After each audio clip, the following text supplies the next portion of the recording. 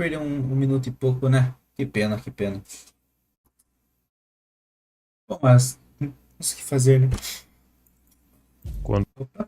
Segunda tentativa, porque a primeira eu tava mutado e eu só percebi lá pelo um minuto de vídeo. Hitler era um cara estranho. Quem diria, quem diria? Quando se fala em Hitler, a imagem que costuma surgir é de uma força histórica impessoal, quase um fenômeno natural. Eu. Alguém que parecia mover exércitos, fronteiras e sociedades inteiras Aliás, como se fosse inevitável. pronto. Um indivíduo tratado como se estivesse acima da condição humana comum, reduzido a um símbolo de destruição absoluta. No entanto, quando se abandona esse enquadramento mítico e se observa o homem em detalhes cotidianos, o relato que surge é profundamente desconcertante. Não apenas cruel ou autoritário, mas estranho em quase níveis patológicos. Hitler não era apenas um ditador violento. Ele era um conjunto de contradições ambulantes. Um sujeito Falar de novo que não deu pra ouvir, né? Que eu tava mutado daí e tive que iniciar. Mas eu vi uma curiosidade que eu não sei se é verdade ou não, mas muito provavelmente era que ele chegou a comparar, tipo, ele comparava o Mussolini com algum deus antigo da Roma. E, tipo, até o Mussolini, tipo, e ele comparava sério, é claro. Daí até o Mussolini, tipo, esse cara é meio doidinho. Meio lelé da cuca. Mas continuando, obcecado por limpeza e pureza corporal, mas dependente de substâncias químicas obscuras. Ele era um indivíduo que evitava apertos de mão por medo de germes, enquanto seu próprio corpo produzia odores tão intensos que causavam desconforto nos ambientes que permanecia por longos períodos. Ele era um homem retraído, literalmente socialmente eu. deslocado, que paradoxalmente construiu a sua carreira dominando multidões por meio da performance. Essa estranheza não surgiu do nada. Ela se manifesta desde os primeiros anos de vida.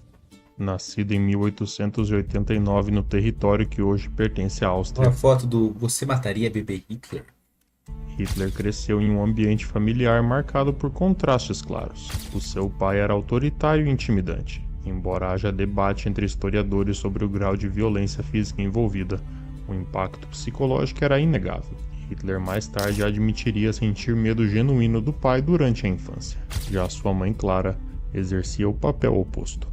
Afetuosa, protetora e indulgente, ela Mas oferecia ao parece um filho homem. um refúgio emocional quase absoluto. Essa dinâmica, Deixa eu dar like autoritária e já, né? opressiva de um lado e acolhimento irrestrito do outro, ajuda a explicar um traço recorrente ao longo da vida de Hitler, a sua incapacidade de estabelecer relações equilibradas. Desde cedo, ele demonstrava dificuldade em se integrar socialmente, preferindo o isolamento à fantasia e o controle ao convívio espontâneo. Durante a Primeira Guerra Mundial, esse padrão ficou ainda mais evidente. Embora ele tenha servido na linha de frente como mensageiro, Hitler não se misturava aos demais soldados. Enquanto seus companheiros buscavam alívio no álcool, no tabaco e nos bordéis, comportamentos comuns no contexto da guerra, ele se mantinha distante dessas práticas.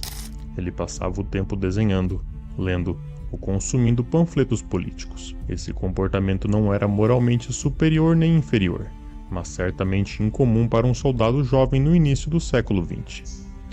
A consequência direta disso foi o isolamento. Hitler não criava laços profundos, não fazia amizades duradouras e permanecia à margem do grupo. Essa sensação de exclusão, longe de ser passageira, parece ter se cristalizado Culpa dos judeus. como parte central da sua identidade. Um dos aspectos mais intrigantes desse distanciamento diz respeito à sua vida sexual, ou também à ausência documentada dela. Diferentemente de outros líderes autoritários do século XX, Hitler permanece um enigma nesse campo.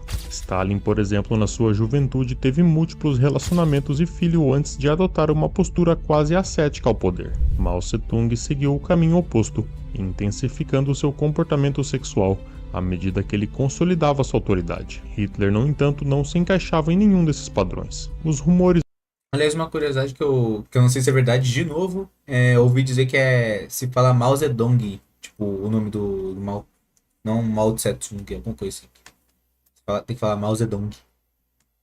abundam, Mas não sei se é verdade, então. preferências incomuns, comportamentos abusivos e repressão extrema, mas fatos concretos são escassos. Não existe registros confiáveis que confirmem práticas específicas. Essa ausência de evidências levou alguns pesquisadores a sugerirem que Hitler poderia ter sido assexual, enquanto outros defendem que a sua germofobia e também obsessão O com Hell controle Verde. teriam criado bloqueios severos em relação à intimidade física. Essa peculiaridade chamou a atenção O primeiro incel da Terra. até mesmo entre seus pares autoritários. Benito Mussolini, por exemplo, representava quase o estereótipo oposto. Ele ostentava publicamente seus casos amorosos, muitos deles com mulheres muito jovens, frequentemente exploradas pela sua posição de poder. Quando os dois se encontraram em Roma na década de 1930, Mussolini enxergava Hitler como um puritano rígido, quase antissocial. Em uma dessas visitas, surgiu um episódio curioso. Durante a madrugada, Hitler solicitou que uma mulher fosse enviada ao seu quarto. O pior é que ele tá com. Ele tá com uma posezinha, tipo, não sei porque parece um pouco Forrest Gump nessa posezinha, dessa maneira que ele tá, não sei porquê. Episódio curioso. Durante a madrugada, Hitler solicitou que uma mulher fosse enviada ao seu quarto. Ao tomar conhecimento disso, Mussolini se sentiu satisfeito. Finalmente tinha uma prova de que o líder alemão não era tão ascético quanto aparentava. No entanto, a realidade foi frustrante. A mulher foi chamada apenas para passar e engomar a camisa que Hitler pretendia usar no discurso no dia seguinte. O encontro terminou rapidamente sem qualquer envolvimento íntimo.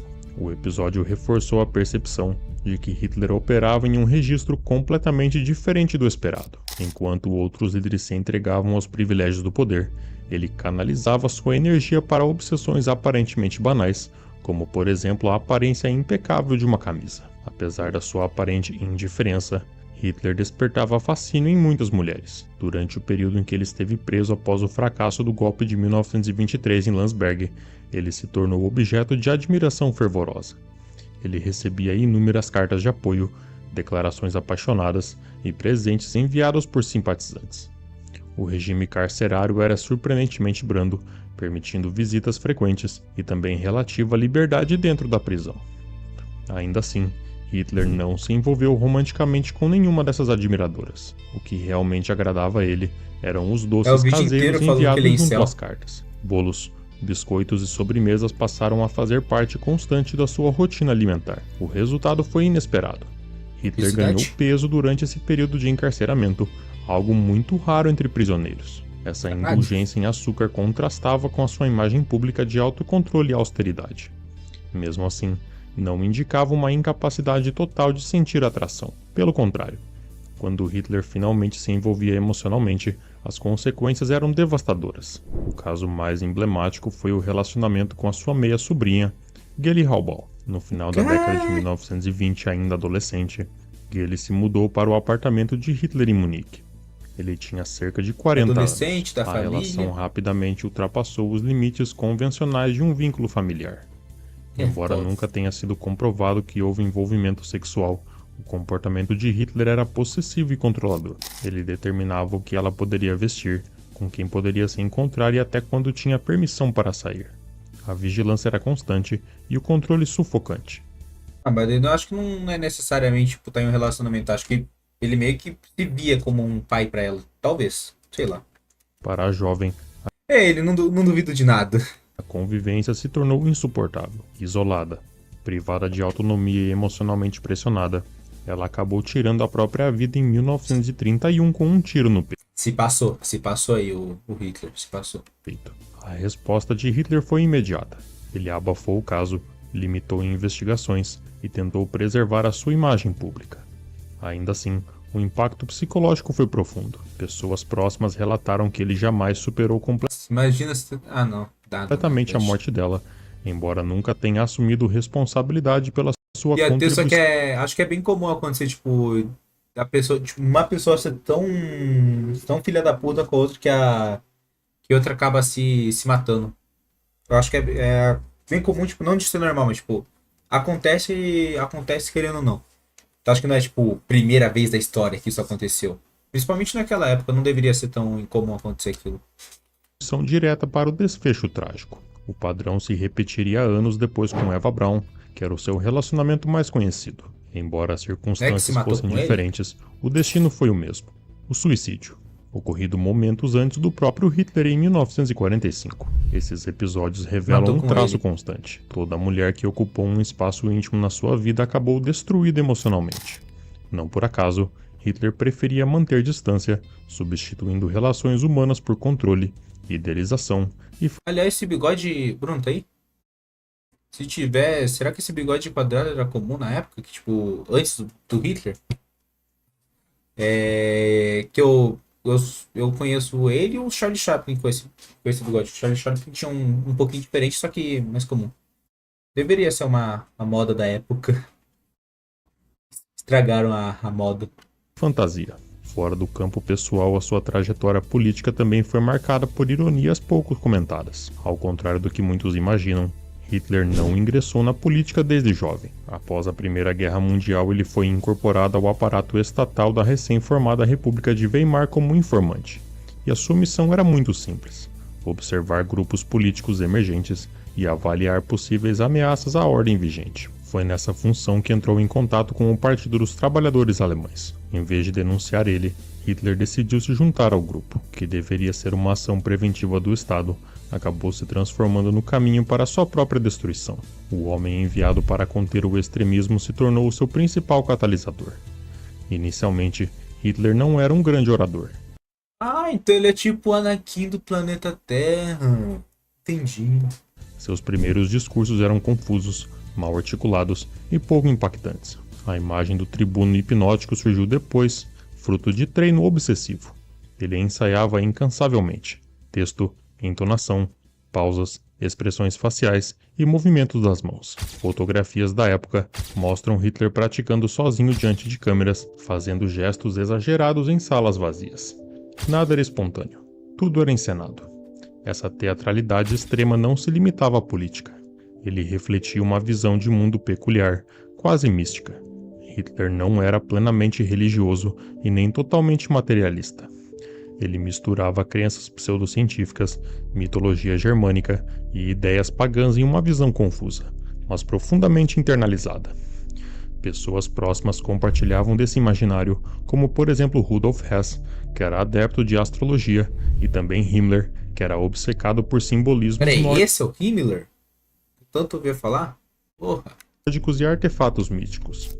Em uma conversa privada, Hitler chegou a afirmar estar convencido de que ele era guiado por uma entidade espiritual ancestral, ligada a um passado ariano pré-histórico. Quando ele ouviu isso, Mussolini ficou genuinamente desconcertado. Acho que foi. De que ele era guiado por uma conversa privada, Hitler chegou a afirmar estar convencido de que ele era guiado por uma entidade espiritual ancestral, ligada a um passado ariano pré-histórico. Quando ele Acho ouviu que isso, foi isso que eu confundi com comparar com Deus a Roma. Acho que foi isso daí.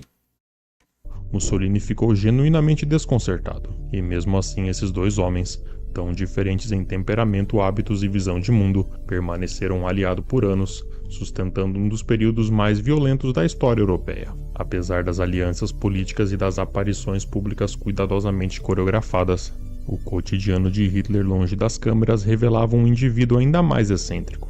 O seu círculo íntimo convivia com hábitos que iam muito além de simples manias. A obsessão com saúde, por exemplo, ocupava um espaço central na sua rotina. Hitler acreditava que o corpo precisava ser rigidamente controlado, purificado e monitorado como se fosse uma extensão direta da sua ideologia. Ele evitava contato físico sempre que possível. Apertos de mão eram vistos como potenciais ameaças sanitárias. Talheres, copos e objetos pessoais eram frequentemente separados dos demais. Essa aversão aos germes não vinha acompanhada de conhecimento médico sólido, mas sim de um medo quase irracional de contaminação. Esse pavor constante abriu espaço para que médicos oportunistas se infiltrassem na sua vida. Ao longo dos anos, Hitler passou a manter uma quantidade absurda de medicamentos. Estimulantes eram administrados para manter ele alerta durante o dia. Sedativos e relaxantes eram usados à noite. Havia também compostos hormonais e substâncias experimentais, incluindo injeções de extratos de origem animal, promovidas como revitalizantes. O resultado foi um organismo constantemente alterado quimicamente, com efeitos visíveis tanto no comportamento quanto na saúde mental, enquanto discursava sobre pureza Não se preocupa, ele já era. Ah, mosquitinho gay. Ele já era assim. força. O seu corpo se tornava cada vez mais dependente de uma rotina farmacológica instável. Tremores, oscilações de humor e lapsos de concentração tornaram-se mais frequentes conforme os anos avançavam. No final da guerra, testemunhas descreveram um homem fisicamente debilitado, emocionalmente errático e profundamente desconectado da realidade ao seu redor. Curiosamente, essa fragilidade coexistia com uma aversão extrema a horários matinais. Hitler detestava acordar cedo. Sua rotina começava tarde, frequentemente no final da manhã ou no início da tarde. Esse hábito teria consequências diretas em momentos cruciais da guerra. Não é muito bom ele Dia fazer 6 de isso. junho de 44, quando as forças aliadas desembarcaram na Normandia no dia D, os primeiros alertas chegaram ao comando alemão ainda durante a madrugada. Ainda assim, ninguém se atreveu a acordar ele. E a justificativa era muito simples. Hitler precisava estar de bom humor para tomar decisões importantes. Top 3 incompetentes da história. Pior que Hitler? A notícia só foi apresentada a ele horas depois, quando a operação já estava em pleno andamento e os aliados haviam consolidado posições estratégicas. O atraso custou muito caro. Mais tarde, oficiais defenderiam a decisão, alegando que um Hitler irritado e sonolento ainda seria mais perigoso. Esse episódio ilustra como as suas idiosincrasias pessoais se infiltravam diretamente na condução da guerra. Não se tratava apenas de decisões estratégicas erradas, mas sim de um sistema inteiro ajustado às preferências psicológicas de um único indivíduo. Apesar do isolamento crescente, Hitler gostava de falar. Ele gostava muito. Especialmente depois de alcançar o poder absoluto, ele passou a dominar completamente os ambientes sociais em que ele se encontrava. Jantares se transformaram em sessões intermináveis de monólogos. Os convidados raramente tinham espaço para intervir. Discordar era impensável. Restava apenas ouvir. Essas falas podiam durar horas. Hitler discorria sobre arquitetura, história, alimentação, guerra, arte, filosofia improvisada e teorias pessoais sobre o mundo. Para ele, aquele era o ápice da vida social, ser ouvido sem Pelo interrupções. menos Os jovens o autismo e a feijão humanice dele e tudo dele compensa pelo menos que ele sabe um monte de curiosidade e sabe falar bem. Sabia. solitário da Primeira Guerra, ignorado pelos colegas, agora controlava cada palavra no ambiente. Havia, porém, um detalhe difícil de ignorar nessas ocasiões. Um problema fisiológico recorrente tornava esses encontros profundamente desconfortáveis. Hitler sofria de distúrbios digestivos severos. Sua flatulência era frequente e intensa, a ponto de ser comentada por secretárias e ministros em relatos posteriores. O odor persistente tornava os jantares uma experiência desagradável para todos os presentes. Esse problema pode ter influenciado a sua alimentação restritiva. Embora se declarasse vegetariano, a sua dieta parecia ter menos a ver com princípios éticos e mais com tentativas desesperadas de controlar o próprio corpo. Ainda assim, longe dos holofotes, ele ocasionalmente quebrava suas regras. Ele era... Eu falo, faz sentido até como você entender. Ah, sim. Porque eu sou vegetariano, eu não entendo nada, mas pra mim faz sentido, tipo, limitar pra alguma coisa, para coisa específica que não tenha. Mas, porra, tirar toda a carne. conhecido Segundo strike, Hitler. por consumir salsichas tradicionais alemãs ou bolinhos de fígado feito com carne suína e bovina, especialmente mais ocasionalmente esperadas de controlar o próprio corpo. Ainda assim, longe dos holofotes, ele ocasionalmente quebrava suas regras. Ele era conhecido por consumir salsichas tradicionais alemãs ou bolinhos de fígado feito com carne suína e bovina, especialmente quando ele se sentia satisfeito consigo mesmo. Esse contraste entre discurso público e prática privada não era exceção, mas regra. A imagem austera, cuidadosamente construída, não correspondia à realidade cotidiana. Outro aspecto frequentemente romantizado é a sua relação com os animais. Hitler demonstrava carinho genuíno por cães, especialmente pela sua pastora alemã Blonde. Ele a tratava com atenção constante, alimentava ela pessoalmente e parecia mais confortável na presença dela do que na de muitos humanos. Essa afeição, no entanto, coexistia com uma total ausência de empatia por milhões de pessoas, reforçando o caráter seletivo e distorcido da sua sensibilidade. Mas tem que escolher dois. Bruno, quem você escolheria? O seu cachorro ou 6 milhões de judeus? Daí já vai alguém. Se pegar mais de 10 views, vai. Uma pessoa vai comentar. Na realidade, foi 271 mil. Não, eu não sei quantos foi, mas eu acho que foi 6 milhões. Então, durante a juventude, antes da política dominar completamente a sua Pera. vida, Hitler aspirava a uma carreira artística. Ele passou anos tentando se estabelecer como pintor, especialmente em Viena. Suas obras consistiam Ah, Bruno, o que você prefere? Cachorro, cachorro. Porra. Majoritariamente em paisagens urbanas e edifícios. Elas eram tecnicamente corretas, mas emocionalmente vazias, segundo muitos críticos. Ele evitava representar pessoas ou Eu vi um vídeo na melhor. Caralho, que luzinha, hein? Na melhor rede social pra confiar nas coisas, que, tipo, tava. Tinha uma pintura assim que tava tudo errado, tipo, mas escolhi meu cachorro mesmo assim. Se fuder. Tava tudo. Tava tudo errado no. A pintura dele, tipo, não em. Beleza, tipo, tava bonitinho, só que, tipo, tava todo errado, sem nexo, tipo. A porta passava meio que pela escada, não fazia sentido na. Tipo, se isso fosse passado pro mundo real, não faria sentido. Tava muito pequeno na escala, essas coisas, mas tava pelo menos bonito de olhar. Por olhar, tipo, opa, vi, ah, bonito. Mas se você prestar atenção, não ia ficar. em paisagens urbanas e edifícios. Elas eram tecnicamente corretas, mas emocionalmente vazias, segundo muitos críticos. Ele evitava representar pessoas, ou quando o fazia, produzia figuras rígidas e sem vida. Professores e avaliadores sugeriram que ele considerasse a arquitetura em vez de belas artes. A recusa da Academia de Viena se tornou um Falar ponto que as coisas de arquitetura dele tava errado, daí falaram que era pra ele ser arquiteto. Pelo amor de Deus. Por isso que não dá pra confiar no TikTok. de frustração profunda.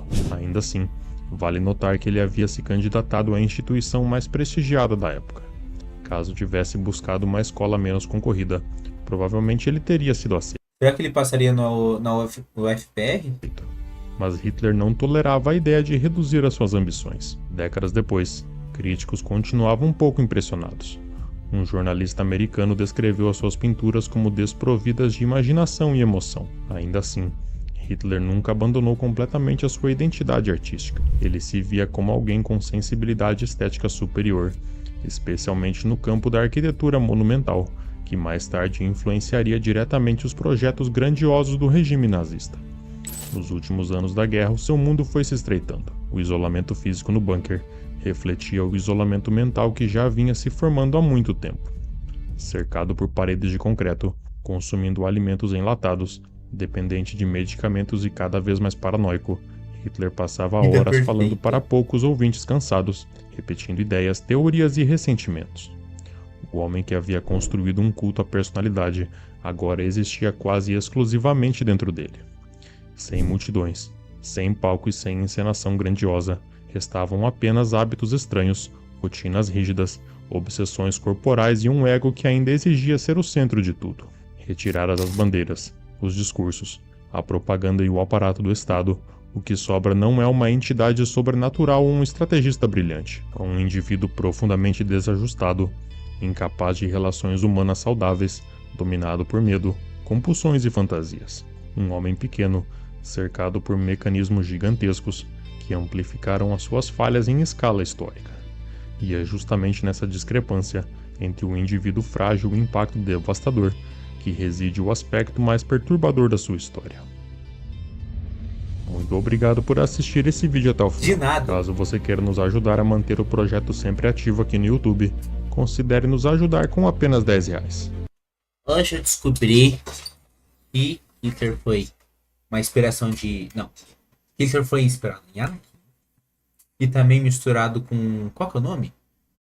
Tinha uma outra coisa que ele tinha falado que eu pensei em outro personagem também. Ah, foi inspirado em Charlie Chaplin. Cadê o outro? Foi o primeiro incel do planeta. E o primeiro. Qual que é o nome? O primeiro feijão humano do planeta também. E também que ele era. Ah, também feijão humano. Mas eu gostei do vídeo. Quem diria que ele era estranho? Quem diria que ele era estranho? Agora. O primeiro incel. Talvez segundo, talvez segundo. Não falou dele ter perdido. Não falou dele ter perdido as balas. E de ter problema de testosterona.